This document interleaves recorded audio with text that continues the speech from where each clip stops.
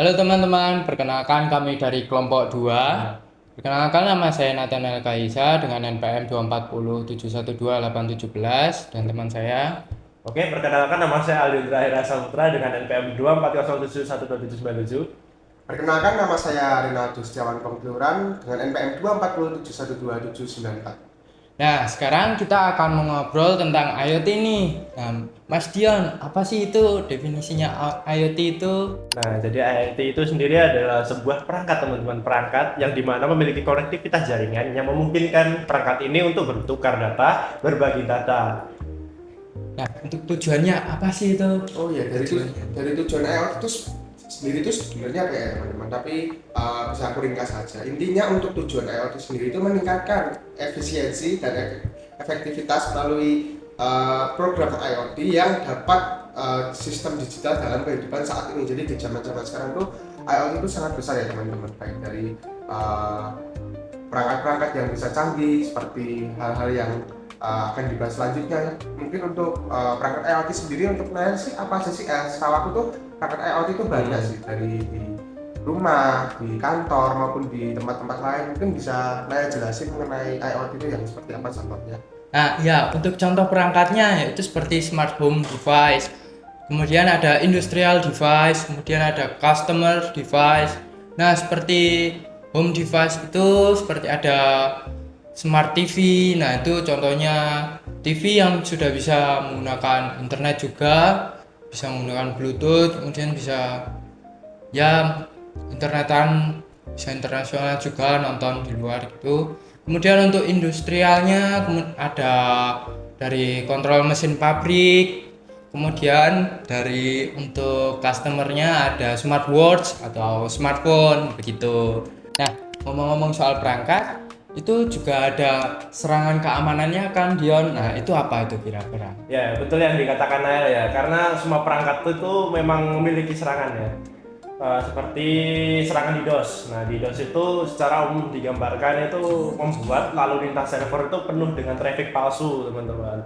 Yang kedua adalah malware. Nah, malware ini seperti namanya, yaitu adalah malicious software yang mencurigakan gitu ya. Yang dimana ini disusupkan ke seorang penyerang ya, seorang hacker lah bisa dikatakan, untuk memberikan akses. Nah, ini menyambung teman-teman ke yang ketiga, yaitu adalah keylogger, yaitu sama teman-teman. Ini memberikan akses kepada penyerang. Nah, akses ini bisa menyebabkan pencurian data, teman-teman. Jadi data-data yang ada di IoT itu bisa dicuri oleh penyerang. Nah, seperti itu Naya. Oh iya, nah kan tadi ada serangan ya.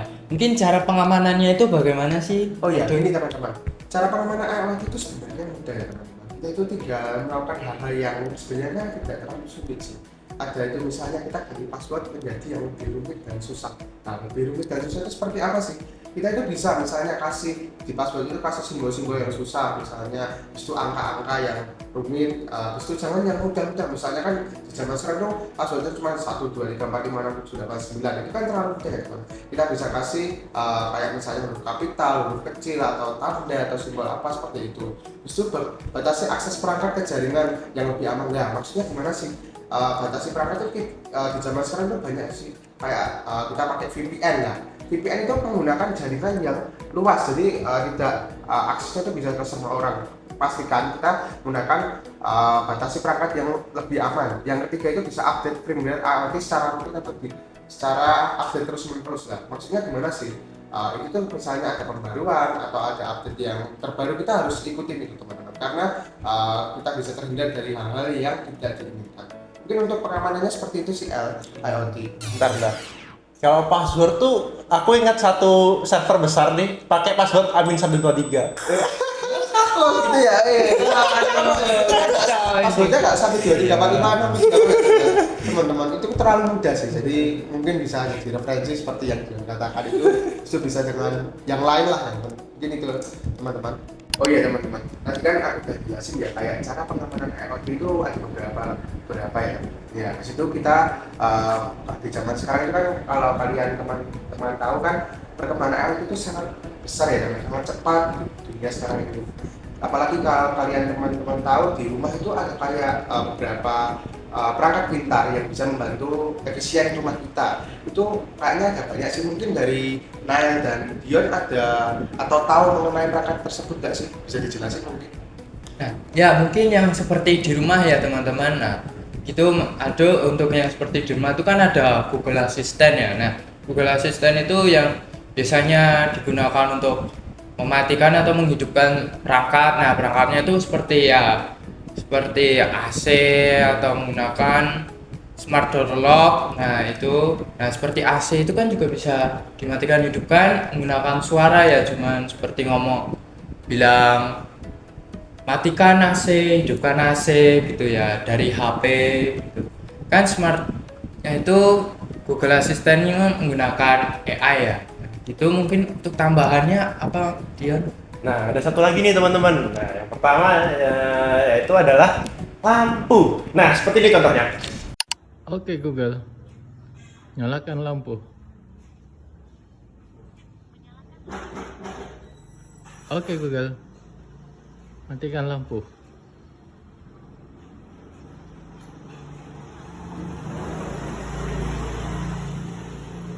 Nah, seperti itu teman-teman. Jadi kita bisa untuk mematikan atau menyalakan nih menggunakan suara kita dengan perangkat seperti HP. Nah, seperti itu.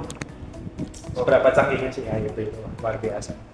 Emang di zaman sekarang tuh pintar-pintar ya, Yon? Ya, masa Iya. lampu aja kita bilang matikan lampu, masa bisa langsung mati lampu? Emang di zaman sekarang itu kita itu harus itu ya apa namanya, update terus ya perkembangannya. Ya lampu, nanti lama-lama itu kita mau makan aja ada yang nyuapin ya pasti teman-teman. Kalau kan udah ada asisten juga ya, apa-apa sekarang serba kemudahan ya.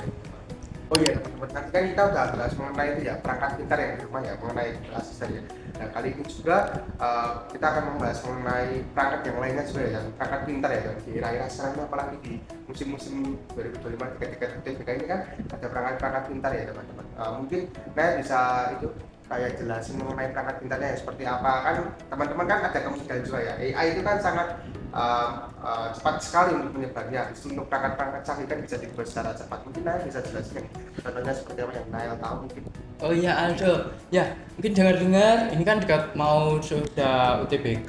Nah itu dengar-dengar juga ada yang menggunakan kacamata ya, kacamata zaman sekarang itu kan sudah canggih-canggih ya. Nah ternyata kacamatanya itu saya juga baru tahu ada kacamata yang bisa menggunakan ada kameranya. Nah itu kameranya itu sekarang sudah canggih ya, bisa taruh di kacamata ya itu ya. Nah itulah. Nah untuk gaming konsolnya juga itu apa saja mas? Aduh. Untuk gaming konsol sendiri itu ada banyak ya teman-teman. Untuk penjelasan gaming konsol kita bisa dengarkan dari Dion, karena Dion itu ada seorang profesional gaming yang sangat tinggi teman-teman. Dia bisa mengerti semuanya mengenai IoT, apalagi di bagian gaming teman-teman. Kita bisa jelasin dan bisa dengarkan dari Dion. Enggak lah, kita semuanya di sini belajar. Oh iya, Enggak ada yang profesional. Salah profesional juga, baca main terus pasti ya. Jadi gaming konsol, siapa sih jadi nggak tahu gaming konsol itu? Gaming konsol itu perangkat yang digunakan untuk gaming. Tapi sebetulnya ya teman-teman, gaming konsol itu nggak melulu tentang gaming. Ya. Di gaming konsol yang saya miliki seperti PlayStation lah, PlayStation 4 sekarang tuh dulu kan cuma dibuat game aja ya, game itu gaming konsol itu. Nah sekarang bisa dibuat nonton YouTube, nyetel Spotify, apalagi sekarang bisa multiplayer game. Bisa menjambungkan jaringan internet gitu apalagi wah. Tapi contoh yang lain gaming konsol tuh ada beberapa teman-teman, seperti milik Nintendo itu ada Nintendo Wii. Itu udah lama banget, itu saingannya Sony PlayStation 3. Nah, kalau di Microsoft tuh punya juga teman-teman, yaitu namanya Xbox. Itu banyak sekali serinya itu. Seperti itu dulu. Oh, jadi emang sekarang tuh ya teman kita bisa melihat ya, kayak kemudahan itu perkembangan zaman yang sangat cepat ya, mulai dari smartphone tadi, terus ada gaming konsol, ada perangkat sampai perangkat yang kacamata itu aja teman-teman. Ya nggak tahu ya untuk kedepannya mungkin ada perkembangan baru apalagi tapi di era-era sekarang ini kita harus bijak dalam pemanfaatan IoT supaya tidak terhindar dari hal-hal yang tidak diinginkan. Oh iya, aku baru inget nih kalau Sony PlayStation tuh pernah dapat serangan beberapa kali. Nah di sini tuh aku dapat datanya tuh ya, itu adalah serangan di DWS pada tahun 2014 itu diserang oleh hacker bernama Lizard Squad itu. Serangan di DWS ini membuat PlayStation Network itu tidak bisa diakses selama beberapa hari teman-teman. Nah ini itu terjadi pada Desember. Tujuannya itu Lizard Squad itu pengen menunjukkan kelemahan sistem daripada mencuri data. Nah, yang kedua itu ada serangan pada tahun 2017 oleh kelompok Ormine yang mengaku dapat membobol akun media sosial PlayStation, bukan servernya ya teman-teman.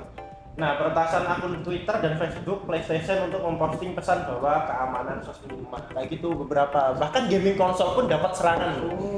Wah, sekarang tuh banyak ya teman-teman serangan-serangan kayak ya itu kita harus pintar dalam dan bijak dalam penggunaan IoT di semua perangkat yang ada.